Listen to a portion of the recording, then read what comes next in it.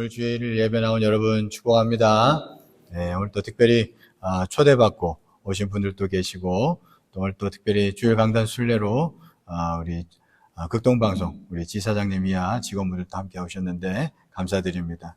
여러분 모두에게 하나님 은혜 충만히 거하기를 간절히 축원합니다. 예, 오늘 본문 말씀을 가지고 창대한 인생의 비밀이라는 제목으로 하나님 말씀 전하겠습니다. 여러분 오늘 본문을 보면 이삭이라는 사람이 나오는데, 이 이삭이라는 사람이 블레셋 지역에서 농사를 지었습니다.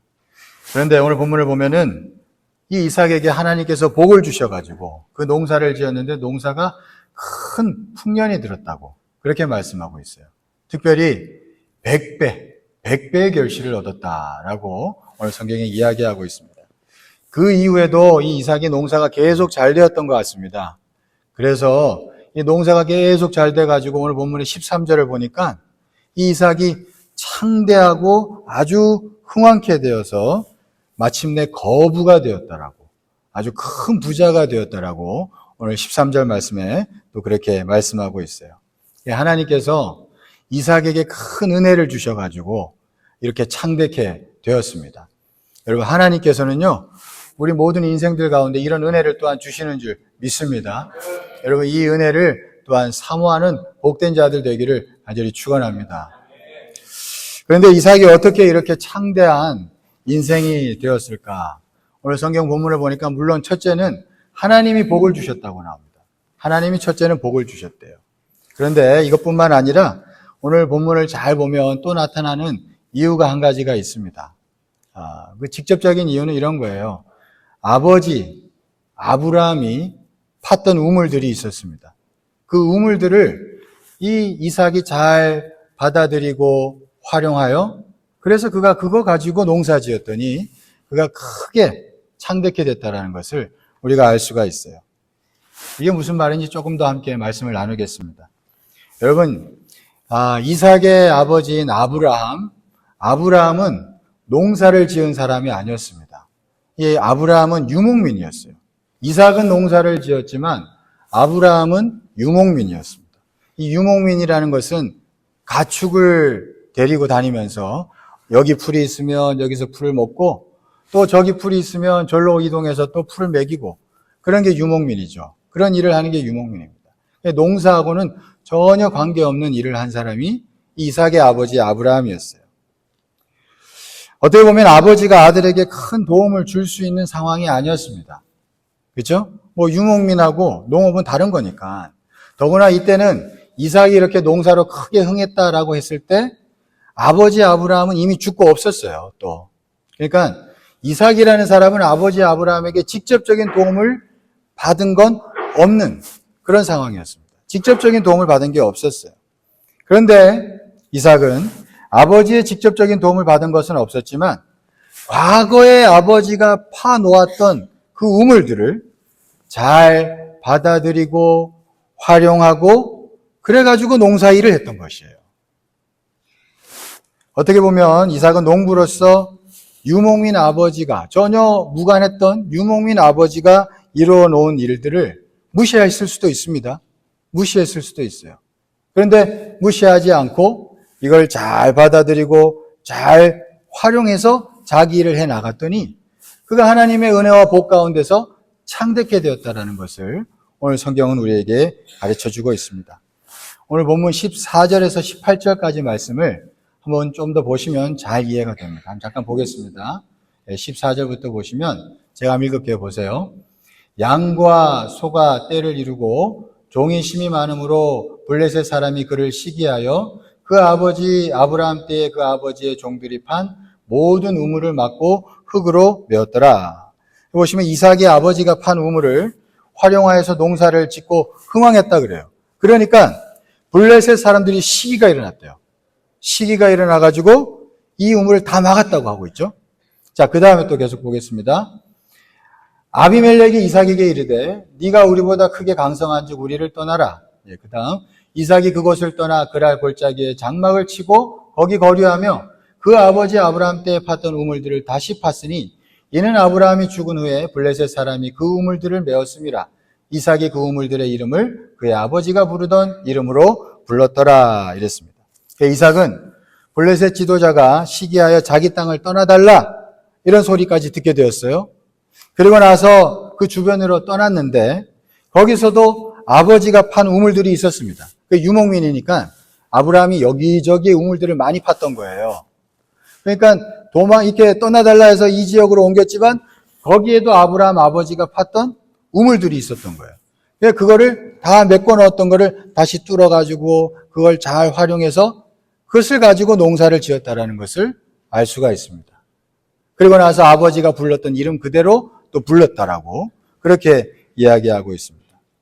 여러분, 이삭이 이 창대케 되는 데 있어서 비밀이 있었습니다. 그게 뭐냐면 아버지 아브라함이 팠던 우물들을 무시하지 않고 잘 받아들여 그것을 가지고 일했더니 창대케 됐다는 것이죠.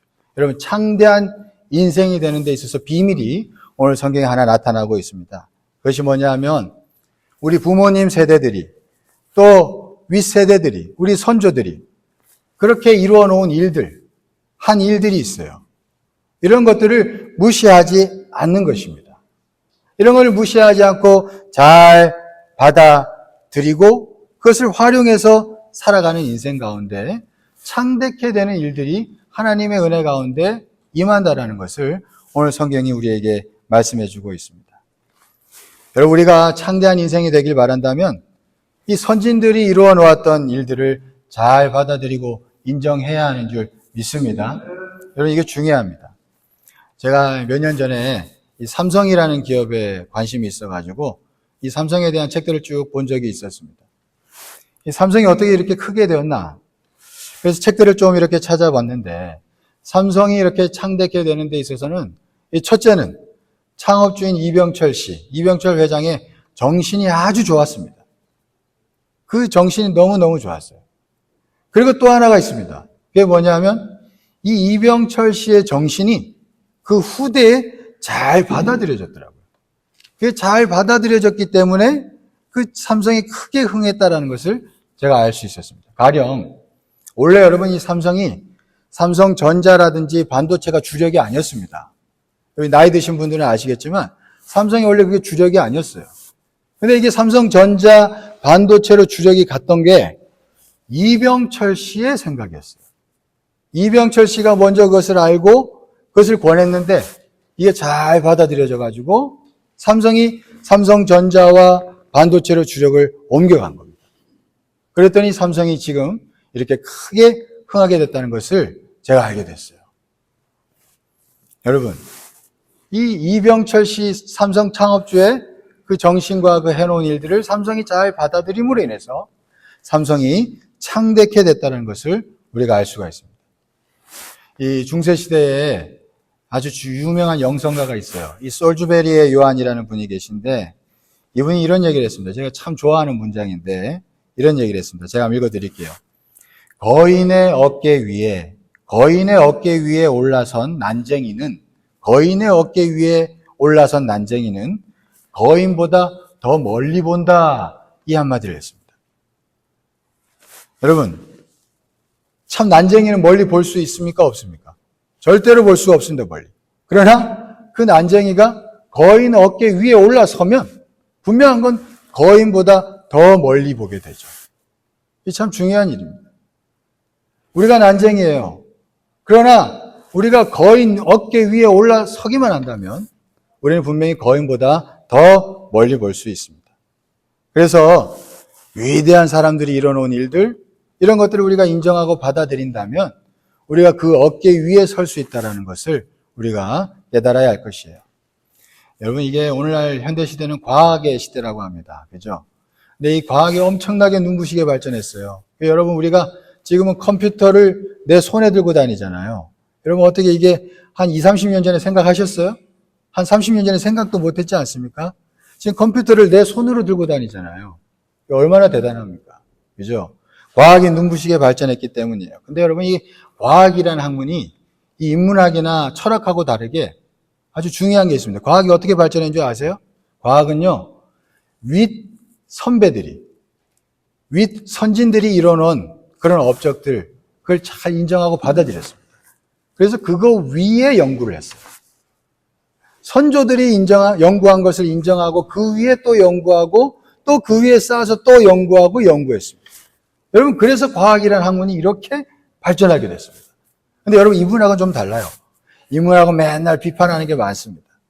인문학은 좀 뭔가 방황하는 내용들은 많은데 발전이라는 내용은 별로 없습니다. 근데 이 과학이라는 영역은 발전이라는 게 나타난단 말이에요. 여러분, 이게 왜 그러냐면 윗 선조들이 연구한 것을 인정하고 받아들여 그 위에 차곡차곡 쌓아 올라갔기 때문에 여러분, 그래서 그렇게 된 겁니다. 여러분, 그렇기 때문에 오늘날 우리가 이렇게 좋은 자동차도 타고 다니고 비행기도 타고 다니고 여러분, 스마트폰도 들고 다닐 수 있게 된 거예요. 여러분, 이게 윗세대를 인정하고 받아들인다는 게 우리가 창대케 되는 비결이 된다는 것을 우리가 알 필요가 있습니다. 저도 이제 목회를 하다 보니까 목사님들을 유심히 봅니다. 근데 목사님들 가운데 보면은 창대함을 경험하는 목사님들이 있어요. 이렇게 보면은. 근데 이 창대함을 경험하는 목사님들의 특징이 있습니다. 제가 이렇게 살펴보니까 이분들은 젊었을 때부터 참 위에 하나님께 크게 쓰임받은 목사님들, 이런 분들의 사역과 삶을 잘 보고 배우려고 했더라고요. 그걸 인정하고 받아들이고 그걸 배우려고 했더라고요. 이런 분들이 그걸 배워서 열심히 기도하고 열심히 사역해서 창대함을 경험하는 것을 볼 수 있었습니다. 참 제가 그걸 많이 보고 있어요. 여러분, 그렇습니다. 여러분, 선진들을 잘 받아들이면 우리가 창대케 되는 줄 믿습니다.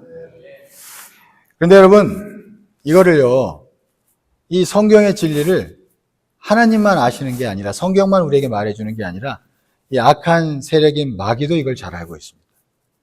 그래서 오늘 성경에 보면은 블레셋이라는 어둠의 세력들이 이걸 너무나도 잘 알고 있었기 때문에 이 아브라함이 파놓았던 우물을 다 막아버렸다고 성경에 나오지 않습니까? 여러분, 잘 생각해 보세요. 이삭이 100배의 결실을 거두어서 흥왕케 됐습니다. 그러면 시기가 일어났으면 어떤 일을 해야 되느냐면 이삭의 농작물을 약탈해야 돼요. 그렇지 않아요? 그 농작물을 시기해서 약탈하는 게 맞습니다. 근데 이 블레셋 사람들이 농작물을 약탈한 게 아니라 이들이 무슨 일을 했냐 하면 아버지 아브라함이 파놓았던 우물에 가서 그 우물을 막아버리는 거예요. 이삭의 농작물을 건드리는 게 아닙니다. 아브라함의 우물을 막으려고 애를 썼던 거예요. 이 사람들은 뭐예요? 이 어둠의 세력은 뭔가를 아는 거예요. 창대케 되는 비결이 어디 있느냐? 이삭의 재능에 있는 게 아니라, 이삭의 재능에 의해서 농사를 잘 지어서 된 것이 아니라 이 아브라함의 우물에 비밀이 있다는 걸 알았던 거예요. 그러니까 아버지 아브라함 파놓았던 우물을 어떻게든 곳곳에 다 그냥 메꿔버렸다는 것을 성경은 우리에게 말씀해 주고 있습니다. 여러분, 어떻게 보면 마귀라는 세력은 우리가 창대케 되는 비결이 여기 있다는 걸 알고 있습니다. 그래서 어떻게든 우리의 마음 가운데서 아브라함의 우물을 막으려고 할 거예요. 우리 부모님 세대들이 이뤄놓은 일들을 존중하지 못하게 하려고 끊임없이 일하는 게 이 마귀의 세력입니다.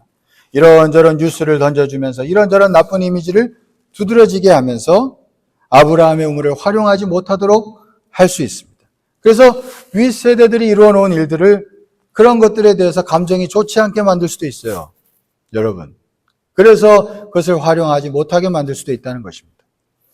마귀는 다양한 매체를 통해서, 다양한 정보들을 통하여서 우리를 창대케 만들어 줄 수 있는 그런 아브라함의 우물들을 막아버릴 수 있습니다.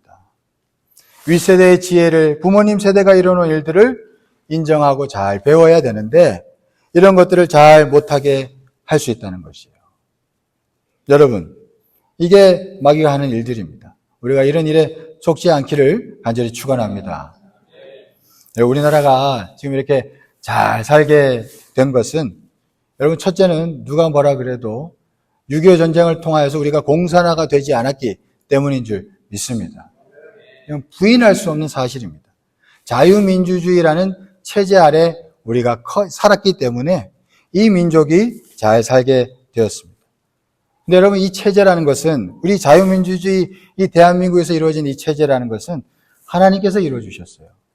그것을 우리가 분명히 알 수가 있습니다. 역사를 보면은 1948년도 7월 17일 재헌국회가 열렸을 때 이승만 당시 임시국회의장이 참 신기하죠. 재헌국회를 시작할 때 기도를 요청합니다. 누구에게? 그 당시 국회의원이었던 이윤영이라는 국회의원에게. 근데 이분이 목사님이셨어요. 이분이 우리 감리교 목사님이셨습니다. 이윤영 목사님한테 기도를 부탁하죠.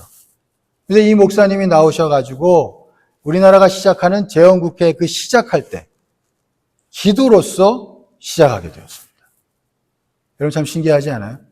이 자유민주주의라는 그런 헌법이 이루어졌는 그때에 그 최초의 기도로서 시작한 나라가 우리나라였습니다.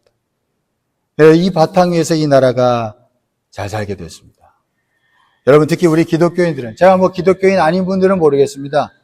우리 기독교인들은 이것을 잘 받아들여야 할 줄 믿습니다. 잘 받아들여야 됩니다. 그래서 이 우물을 막히지 않도록 이 우물을 계속 잘 파야 돼요. 그래야 여러분 우리가 창대케 될 수 있습니다. 그리고 산업화가 일어날 때도 무수한 일꾼들이 일어나서 일하였고 무수히 많은 지도자들이 성견 지명으로 일어나서 나라를 이끌었습니다. 그래서 엄청난 열정과 지혜가 그 시대에 쏟아졌습니다. 엄청난 열정과 지혜가 쏟아졌어요.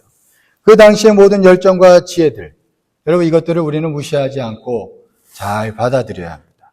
잘 받아들여 우리가 그 우물이 메워지지 않도록 해야 돼요. 여러분 그렇게 함으로 인해서 우리나라는 앞으로도 창대케 될 줄 믿습니다. 제가 이제 성경을 하나 읽으면서 깨달은 게 있어요. 특히 오늘 본문을 읽으면서 깨달은 게 뭐냐면 오늘 본문과 앞뒤로 이삭의 인생을 보면서 깨달은 게 여기 이삭은요. 성경을 보니까 아브라함만큼 희생을 하지 않았습니다. 아브라함만큼 희생을 하지 않았어요. 고생은 아브라함이 더 많이 했습니다. 순종을 해도 아브라함이 더 크게 했어요. 그리고 이삭에게 자기 자식을 바쳐라는 얘기 하셨어요, 하나님이? 안 하셨어요. 근데 아브라함한테는 자기 자식을 바쳐라는까지 말씀하셨어요. 그죠? 그러니까 아브라함이 더 큰 순종을 요구받았고 그 순종을 보였습니다. 근데 이삭에게는 그렇게 큰 요구가 없었습니다. 근데 이삭이 아브라함의 복을 이어받았단 말이에요. 근데 이렇게 아브라함의 복을 이어받은 데 있어서 이삭은 크게 순종해서 복을 이어받은 게 아니라 크게 순종한 아브라함의 그 일들을 그저 잘 받아들임으로 인해서 이 이삭이 아브라함의 복을 이어받았다는 것을 오늘 성경은 우리에게 가르쳐주고 있는 것이에요. 여러분, 우리 다음 세대들이 윗세대들이 크게 이뤄놓은 고생해서 많은 것들을 이뤄놓은 그런 모든 일들을 우리가 똑같이 할 필요는 없습니다. 다만 그렇게 크게 희생해서 걸음을 이뤄놓은 거잖아요. 그죠? 그 걸음을 인정하고 받아들이면서 그 걸음에 심기만 하면 되는 줄 믿습니다. 심기만 하면 되는 거예요. 그런데 문제는 이걸 인정하지 않고 받아들이지 않고 그 걸음을 무시하면 여러분 심을 수도 없을 뿐더러 나중에 더 큰 희생과 더 큰 순종을 다시 해야 할 수도 있습니다. 참 그럴 수 있어요. 왜 지혜로운 자라면 어떻게 하겠습니까? 지혜로운 자라면 이미 큰 희생을 통해서 이뤄놓은 걸음을 잘 인정하고 받아들여 거기에서 심기만 할 겁니다. 저와 여러분들이 그런 자들 될 수 있기를 간절히 축원합니다. 여러분 그렇게 하셔야 돼요. 여러분 나에게 붙여준 윗사람 또 과거의 선조들에 대해서 혹시 어떤 감정을 가지고 살아가고 계십니까?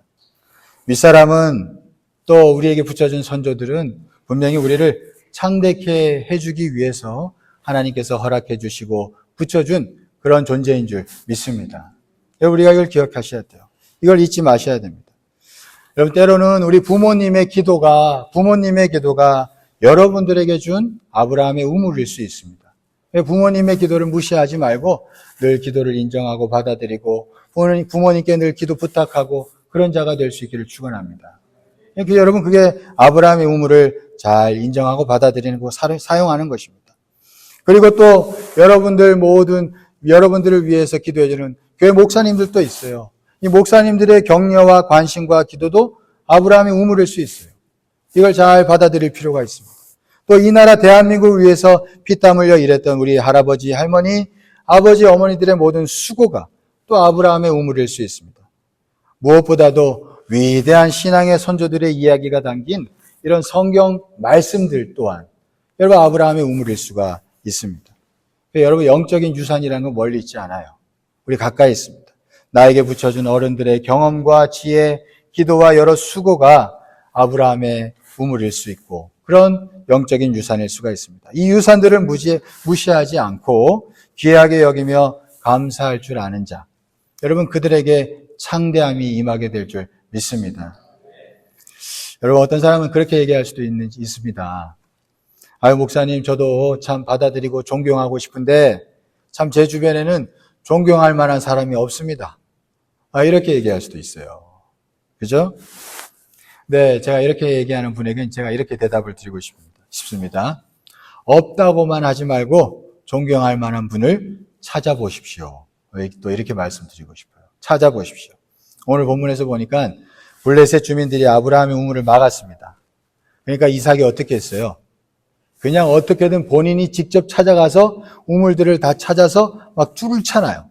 자기가 능동적으로 뚫습니다. 뚫어요. 그죠? 뚫습니다. 찾아가서 뚫습니다. 그러니까 여러분 때로는 우리가 찾아봐야 돼요. 존경할 만한 사람들을 찾아봐야 돼요. 찾으면 있어요. 이 나라, 이 사회, 이 아직 한국 교회가 유지되고 있잖아요. 유지되고 있다는 것은 존경할 만한 사람들이 아직 있다는 얘기입니다. 여러분 믿습니까? 있어요. 그래서 찾아보면 있습니다. 찾아보고 그래서 우리가 작고 막힌 우물들을 뚫으려고 그렇게 하다 보면은 분명히 우리는 창대한 인생이 될 수 있습니다. 존경할 만한 사람이 없다고 생각만 하지 말고 찾아봅시다. 여러분 만약에 존경할 만한 사람이 없다고 생각하면 손해는 본인만 손해보는 거예요. 본인만. 오늘 이삭이 우물을 뚫지 않았으면 본인만 손해보는 겁니다. 본인만. 여러분 막힌 우물을 뚫어야 돼요. 그러면 본인이 손해보지 않고 창대한 인생이 될 것입니다. 저도 어렸을 때를 생각해 보면 존경할 만한 어른들이 없다고 생각할 때가 있었습니다. 그러니까 제가 어떻게 되느냐 하니까 제가 아주 냉소적으로 되고 아주 비판적으로 되고 제가 아주 메마르더라고요. 엄청나게 제가 메마르더라고요. 그러면서 저는 점점 더 이렇게 작아지는 것을 느낄 수가 있었습니다. 여러분, 제가 그러다 보니까 저희 어머니가, 제 모친이 한 번은 그런 얘기를 하시더군요. 무슨 얘기를 하셨냐면, 야, 배울 사람 없다고 말하지 마라. 저기 지나가는 거지한테도 배울 게 있다. 그런 얘기를 한 적이 있었습니다. 그래서 제가 그 모친 얘기를 듣고, 제가 가슴에 새겼어요. 배울 게 없는 게 아니라 지나가는 거지한테도 배울 게 있구나. 제가 그런 생각을 하게 돼요. 근데 가만히 생각해 보니까 배울 게 없는 사람은 없습니다. 다 배울 게 있지. 그죠? 다 배울 만한 게 있어요, 사람들에게. 그러니까 우리가 마음을 활짝 열고 우리가 찾아보면 존경할 만한 사람이 반드시 있을 것입니다. 그러면 우리가 배우고 그래서 내가 더 성장하게 되고 창대하게 될 것입니다. 뿐만 아니라 여러분 또 책을 보고 또 특별히 성경을 보다 보면은 분명한 것은 거기에 우리가 좋은 생각을 가진 그런 어른들이 있어요. 영적인 어른들이 있습니다. 성경의 위인들이 있어요. 그들의 한 일들이 있고 그런 것들을 우리가 잘 읽고 배우면 우리가 또한 그 위에 설 수 있게 되어서 우리가 또한 그것으로 인해서 창대하게 될 줄 믿습니다. 아무튼 중요한 건 뭐냐면 우리 태도라는 겁니다. 태도. 우리 태도. 아브라함의 우물이 막혔다고 푸념하고 존경할 사람이 없다고 체념하는 것이 아니라 우리 스스로 아브라함의 우물을 뚫어야 한다는 것입니다. 우리는 얼마든지 존경할 만한 사람들을 만날 수가 있습니다. 직접적으로 만날 수도 있고 성경과 책을 통해서도 만날 수가 있습니다. 우리가 하나님께 기도하며 마음을 활짝 열면 우리는 분명히 모든 것들을 배워서 그 아브라함의 우물을 잘 뚫어서 그 위에 서서 우리가 창대하게 될 줄 믿습니다. 여러분 정리합니다. 사랑하는 여러분, 이삭은 아브라함의 우물들을 잘 받아들이고 활용하여 창대한 인생이 될 수 있었습니다. 아브라함의 우물은 곧 우리들의 선조들이 이뤄놓은 일들이고 또 선진들의 지혜와 경험이 또한 아브라함의 우물입니다. 또한 우리를 위해 기도해 주시고 조언해 주시는 분들의 그 마음이 또한 아브라함의 우물입니다. 이런 아브라함의 우물에 대하여 마음을 활짝 열고 받아들이는 저와 여러분 되기를 간절히 축원합니다. 여러분, 이런 모든 것들에 대해서 좋은 감정을 가지고 있는 또한 저와 여러분 되기를 바랍니다. 그러면 우리 아브라함의 우물을 통하여서 창대한 인생 될 줄 믿습니다.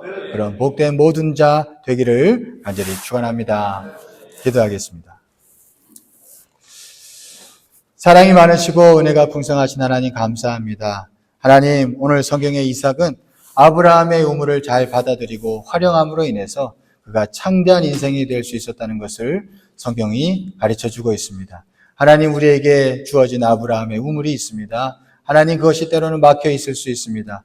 우리가 그것을 잘 뚫고서 잘 받아들임으로 잘 사용함으로 진실로 창대한 인생이 될 수 있도록 늘 인도하여 주시옵소서. 우리를 그렇게 이끌어 가실 줄 믿사오며 주님께 모든 것 맡기며 예수 그리스도 이름으로 기도드리옵나이다. 아멘.